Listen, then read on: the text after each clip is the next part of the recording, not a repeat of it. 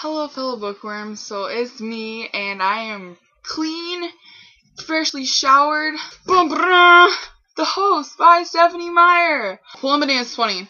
3 years ago, recommended this book on her review of City of Bones by Cassandra Clare, and I was like, well, she likes it, I like most of the books that she likes. I have this book for like 3 years now, because I bought it on sale at Barnes & Noble. I did not read it until like a week ago. The movie just came out, so I was like, okay, I'm gonna read it and then I'm gonna see the movie. Oh my gosh, this is honestly my favorite book. I'm about to go through the reasons that I loved it, and so turn off the video if you have not read this book all the way through, because I will spoil it. The prologue was like, what the heck is going on? Melanie and Wanderer have like this dream of one of Melanie's memories, and it was the memory of when she first meets Jared. I laughed so hard when I read it, because he was like, oh my gosh, it's impossible, you're human. And then he just kisses her. Like, what?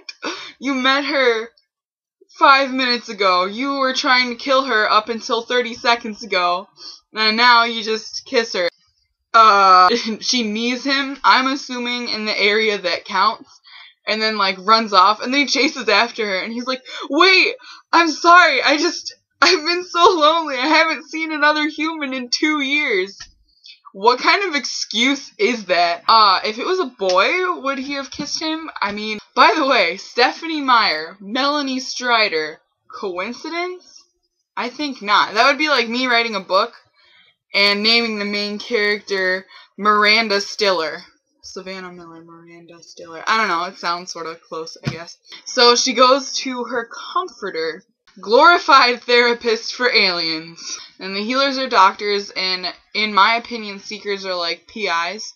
Wanderer has this seeker following her, like, oh, well, I see that your host is talking to you. I've been given permission to try out your host. Then Melanie and Wanderer were both like, no. No, the Seeker is not getting Melanie's body. Wanderer feels like, even if she was taken out, she'd still feel like it was weird to have the Seeker go into her body. And Melanie, obviously, doesn't really want anybody in her body, but especially not the Seeker, because she's so... There is another way. Wanderer's like, okay, I hate the Seeker that much.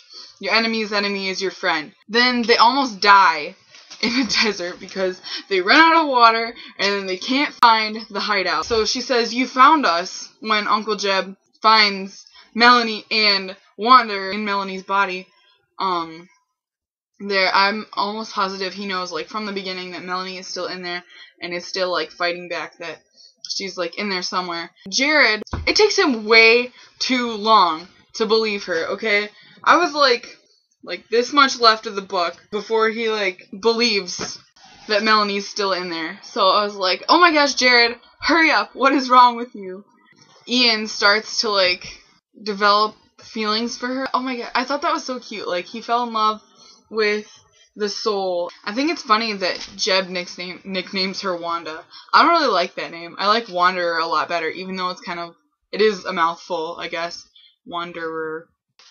When Kyle almost kills her in, like, the bathroom area, she escapes, but then, like, Kyle almost dies himself. No! Kyle can't die. Like, for whatever reason, I didn't want Kyle to die. It's not because I liked him at all as a person, but it's because it was like, okay, you have to save him, because then if you save him, maybe people will accept you. They didn't even do that. She did save his life. And then they were still, like, really... A lot of people were nice to her, but Sharon and Maggie were both still, like, extremely hostile towards her. But I was glad that Jared finally started to believe her and suck up for her at the trial. And then Ian falls in love with her, and, like, with all the granola. It's so funny. Because Jared, I feel like, loves her because Melanie's there, but then actually at the end, he says that he loves Wanda too. I am, like, upset that Wanda has mixed feelings about Jared and Ian. Jared is in love with Melanie, but Ian actually likes Wanda herself. And then she was like, I need to give Melanie her body back. For whatever reason, she would not let the Seeker die. She was like, we have to transport it off to some other planet. It was probably not even the soul's fault that she was so annoying, because when they took out that soul, the girl herself, her name was Lacey, was like really annoying. She complained all the time, like, oh my gosh, no wonder. And that's what Wanda said too. Jeb was walking around showing Lacey around the caves. He was looking at Wanda like, why didn't you just let us shoot her while she was still a Seeker? I was so mad because she didn't have to sleep in the hole. She got a mat and everything, and they brought her food, and they were all very civil to her. So they go over there, and Melanie's in Wanda's head thinking, who did we kill? Because the Seeker killed one of their people and shot somebody else. And it like hurt Wanda's feelings. She was like, yeah, seriously, who did we kill? Jared told Wanda that it was Wanda's fault because she taught them to be, like, kind and stuff, and she was basically like, Wanda, her. When they were talking about the secret thing, Sharon was crying, I thought Jeb was, like, dead or something. I started bawling. I was like, Jeb's dead! And then I finally read through and found out he did not die. So we found out that they had just been trying to get the souls out of bodies, but it wasn't working. And then Jamie got an infection in his leg, and he almost died. I was like, why won't they just let her go get the stuff, okay? And Jared even said no, and I was like, Jared, what? No. But then he was like, okay, let's go. Well, we still can. Oh my gosh. When Wanda went to get taken out and killed in the doctor's room, I just started crying so hard, and oh my god, I'm gonna start crying again. No, she can't die. She can't leave. That's not okay. What about Ian?